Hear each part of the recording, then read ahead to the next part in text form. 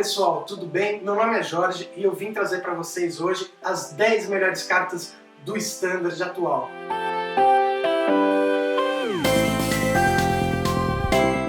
Vamos lá? Então vamos começar já causando polêmica. A carta que abre o nosso top 10 é uma carta de Kaladesh que nem é tão conhecida assim. Eu tô falando da Chave da Cidade. Essa carta dá evasão para um monte de baralho agressivo. Eu vou dar um exemplo, o BR Agro. Existe o antes e depois desse deck com a chegada dessa carta. Antes você atacava com tudo e usava algumas criaturas para tentar ativar a habilidade de loucura, e desse jeito, ou melhor, essa loucura praticamente não estava deixando o baralho tão consistente assim. Mas quando a Chave de Cidade chegou, isso tudo ficou diferente. Ela agora é uma das cartas-chave para ativar a loucura, deixando o deck muito mais consistente. E além disso, é uma carta que para o oponente é chatinha de remover no game 1. E quanto mais tempo ela fica ali, maior vai ser o estrago no final. Na nona posição, a gente tem outra carta de Kaladesh, mas essa eu aposto que vocês já estão bem acostumados a ver. É o Raio Domesticado. Um dos motivos para ele estar nessa lista são as vantagens de ser um card de custo baixo e não ter nenhuma restrição. O raio dá conta daquele agro cheio de criaturinhas pequenas, chatas, ou até mesmo contra um mid-range com umas criaturas maiores. E a sinergia dessa carta com decks que usam várias cartas de energia faz com que ela seja assim tão popular. Seja como fonte de energia ou ganhando mais dano usando as energias que você tem acumuladas, não tem como negar. Hoje o Raio Domesticado é uma carta-chave em diversos decks, pode ser em agro, ou em mid-range, ou em controle, é praticamente o feijão com arroz do Standard.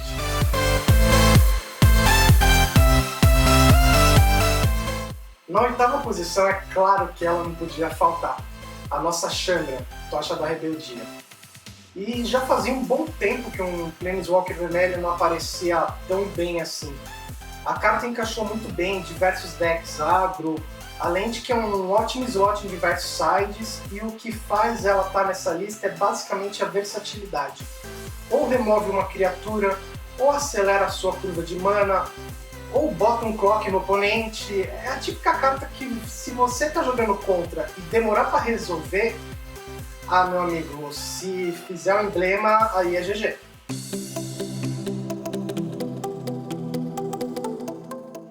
Na sétima posição a gente tem um bicho de peso, o Mecano Titã Torrencial. Você se lembra do Snapcaster? Imagine então a versão monstro dele. Para quem assistiu o Pro Tour que o nosso Jabaiano estava jogando na final, já sabe do que eu estou falando. Simplesmente quando você baixa um monstro com 5 de ataque e 6 de defesa no passe, já é uma bela de uma surpresa para o seu oponente. Aí, para você ficar mais feliz ainda, recupera aquela remoção para dar naquele bicho chato que está te incomodando, ou aquele counter que você já gastou, mas agora está precisando de outro. Ou seja, é muita vantagem e surpresa escondida nunca, pessoal.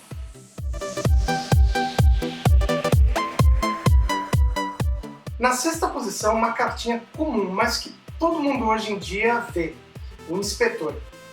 Aí você me pergunta, essa cartinha 1/2 está nesse top 10 na frente de Planeswalker e na frente de cartas raras? Pois é, o Inspetor está numa posição muito importante no formato, mais do que uma cartinha comum 1/2. Ele é a cola para que alguns decks passem de ano praticamente. Por exemplo, no W-Flash, ele é o camisa 1, é o goleiro do early game.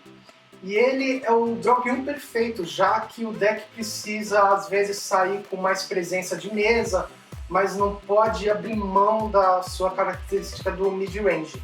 Já em outro deck, como Mardu Veículos, o Inspetor ganha mais importância ainda porque ele te dá uma pista, ou seja, na verdade um artefato, aumentando assim a sua contagem desse tipo de permanente e melhorando as suas aberturas explosivas com o Ferramenteiro Exemplar e o Inventor.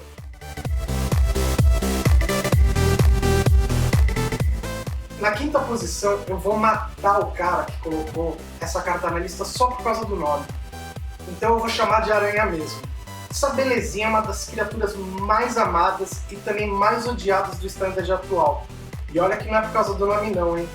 Essa aranha, quando tá com o delírio ativado, é praticamente o pesadelo dos agros. O tempo que essa carta dá para você ir trabalhando o seu deck é o ponto forte. E um dos decks que melhor usa aranha é o BG Delírio. E claro que você já sabe por quê, só pelo nome do deck, né?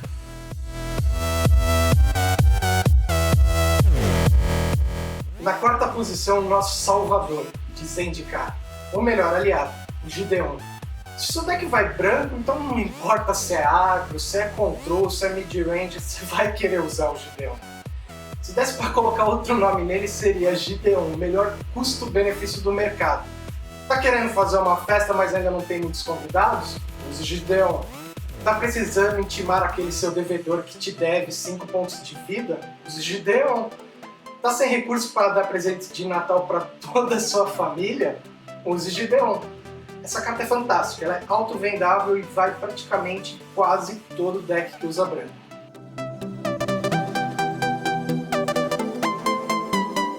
Tá chegando, hein? E na terceira posição, uma maravilha de carta.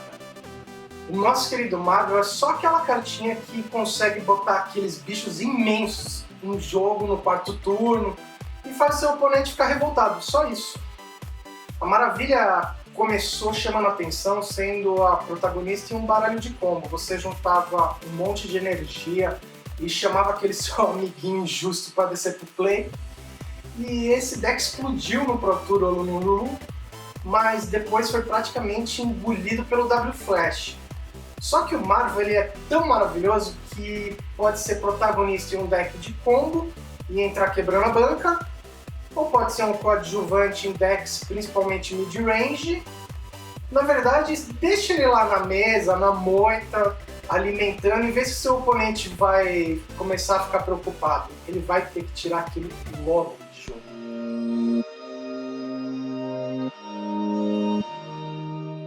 E quem chegou ali e roubou praticamente o segundo lugar foi, claro, o Cóptero do Contrabandista. Não importa onde você quer chegar, vai de Cóptero. Ele é praticamente o Uber Pool do Magic. Barato, rápido, é artefato, é voar, ativa a loucura, filtra o seu deck, acelera o delírio, é um contrabando de vantagem. Ele ganhou destaque no início em decks agros, mas depois se espalhou pelo formato. Hoje em dia ele joga em mid-ranges, joga em deck de tempo, caso do W-Flash. É até difícil encontrar um defeito na carta, nem dá pra reclamar que o triplo é só um.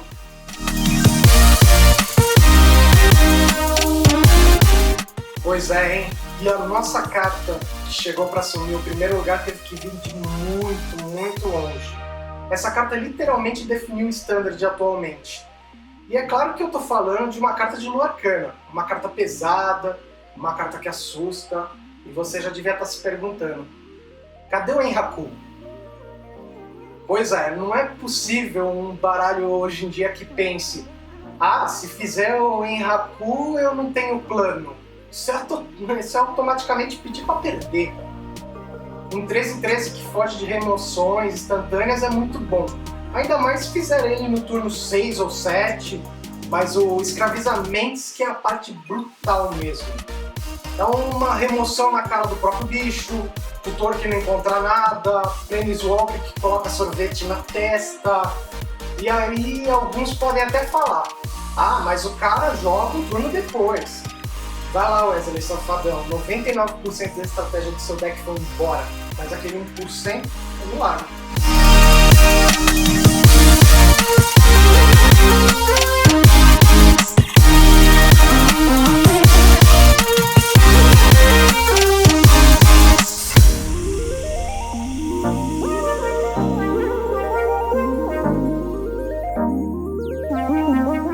É isso aí, galera. Esse foi o nosso top 10 do Standard atual.